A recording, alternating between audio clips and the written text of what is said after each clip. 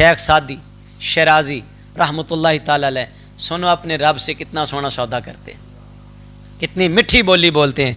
कहते खुदाया बहक के बनी फातिमा के बर कौल ईमा कुनिम खातिमा।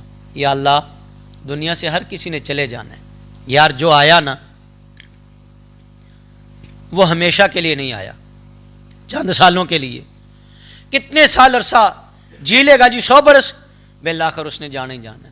लेकिन जो ईमान की हालत से दुनिया को रुखसत कर गया ना, कि जिसका आखिरी कलमा कलमा हक हुआ, सरकार फरमाते अल्लाह उसे जन्नत अता फरमाएगा।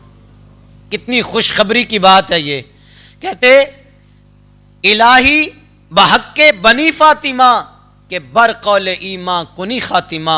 ए अल्लाह, दुनिया से तो चले जाना है, पर तुझे आले फातिमा का वास्ता देता हूँ, सैयदा की औलाद का वास्ता देता हूँ।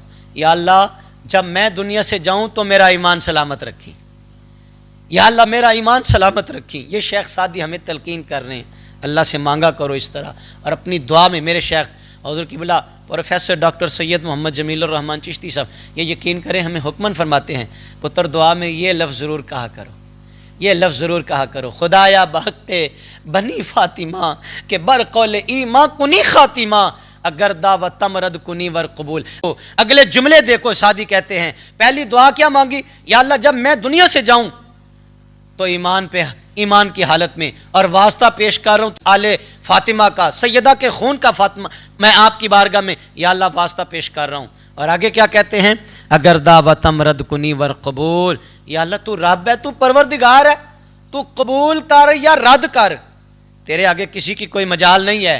अल्लाह तू कबूल कर या रद्द कर, ये तेरी मर्जी है। मनो दस्तो दामान आले रसूल, पर सोनिया देखना मेरे हाथों में आले रसूल का दामन है।